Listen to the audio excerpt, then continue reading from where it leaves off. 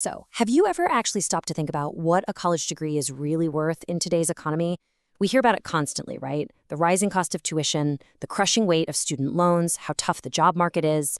But when you strip away the prestige and the fancy campus tours, you're left with a pretty fundamental question. What is the actual return on education? When a student signs on the dotted line for thousands of dollars in debt, what exactly are they getting in return? And maybe more importantly, how do we actually hold institutions accountable for delivering on that promise? Okay, I want you to think about this number for a second. 180 days. That's roughly 6 months. For a lot of graduates, that is the incredibly brief window of time they have after getting their diploma to find a job in their field. And if they don't, well, that's when the massive financial pressure of loan repayment kicks in. You see, educational success isn't just about passing tests anymore. From an accountability standpoint, it's tracked by whether a student can transition from the classroom to gainful employment in just 180 days. That is a seriously high-stakes countdown. Welcome to The Explainer. Today, we're pulling back the curtain on the higher education industry. We're going to dive into the official SASB standards, specifically for the education sector, to see exactly how institutions, especially for-profit colleges, are graded on their educational ROI. We'll be looking at the hard metrics that track the real economic relationship between student tuition, mounting debt, and job placement.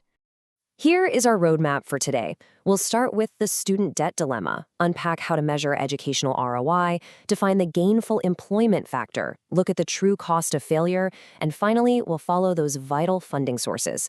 Let's dive right in. Section 1. The student debt dilemma. High costs and incredibly high stakes. To really get a grip on educational accountability, we kind of have to view it like an investment portfolio. When students enroll, they're taking on personal financial risk in exchange for future career returns. But the stakes, they go way beyond just the individual student. The SASB standards document notes this explicitly. It says, rapid growth in student debt creates significant economic and social negative externalities if student loans go into default. Basically, when a school fails to prepare its students and those loans default, it becomes a massive systemic economic risk that ripples out into all of society. And the mechanics driving this are pretty straightforward, but man, they are powerful. As tuition just keeps going up, more and more students are forced to finance their education through government and private loans. Because education is primarily funded through borrowed money, the sheer volume of this debt inherently raises the stakes for everyone. If that education doesn't actually translate into a career, well, the entire financial ecosystem surrounding that institution is suddenly at risk. Moving on to Section 2, measuring educational ROI. The metrics of success.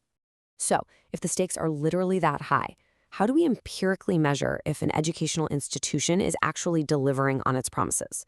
I mean, we obviously can't just rely on their glossy marketing brochures. If you look at the official SASB sustainability disclosure topics, you'll notice a specific category for quality of education and gainful employment. This framework takes all those abstract concepts about educational quality and turns them into hard, undeniable accountability metrics, like Code SVED 260A, which tracks graduation rates, on-time completion rates, and job placement. This is exactly how the industry measures whether a school is a sound investment or a total liability. To figure out these rates, we first have to establish a baseline. The standards call this normal time to completion. It's exactly what it sounds like, the amount of time necessary for a student to complete all the requirements for a degree according to the school's own catalog. So typically, you're looking at 4 years for a bachelor's degree or 2 years for an associate's degree. Everything is measured against this baseline clock. From that baseline, institutions have to track some very specific completion outcomes. First, they measure the on-time completion rate. That's the students who finish exactly within 100% of that normal time. But they also look at the graduation rate, which is a bit more forgiving, calculated as those who finish within 150% of the normal time. And here's the kicker. These metrics only count completers. Those are students who are actually conferred a formal award, like a degree or a certificate. Institutions have to prove, mathematically, that their students aren't just enrolling, racking up debt, and dropping out. They have to be actively and successfully finishing the program. All right, Section 3, the gainful employment factor, job placement versus aggressive recruiting.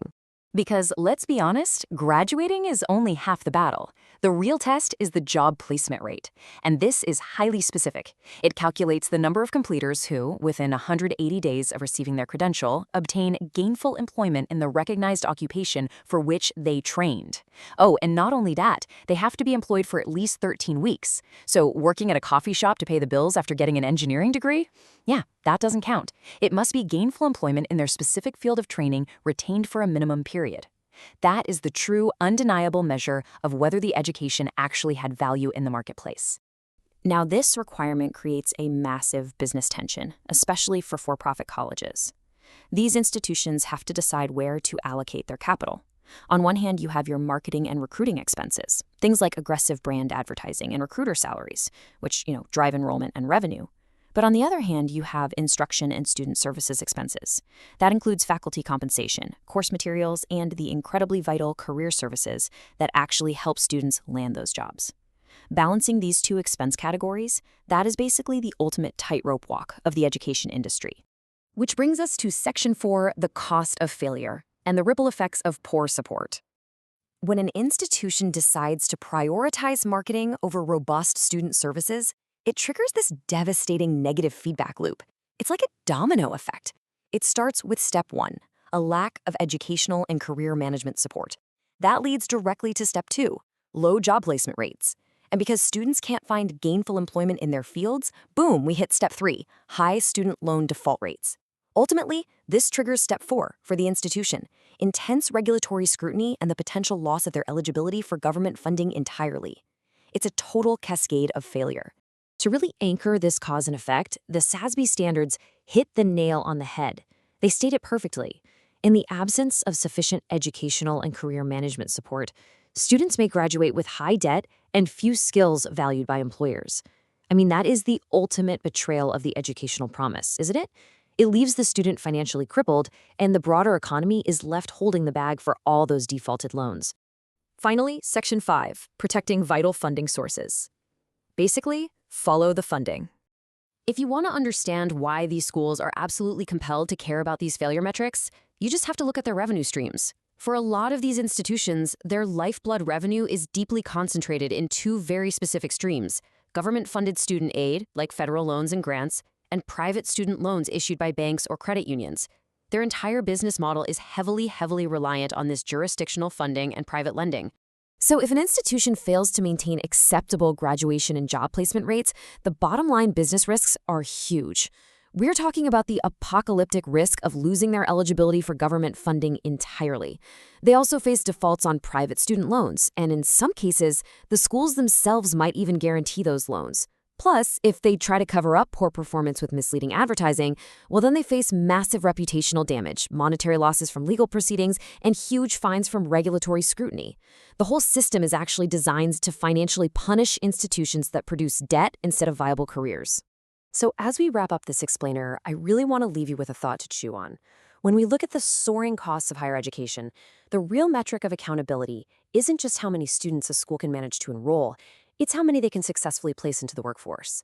Are these institutions actually balancing their aggressive marketing budgets against the vital student support services required to make their education worth something?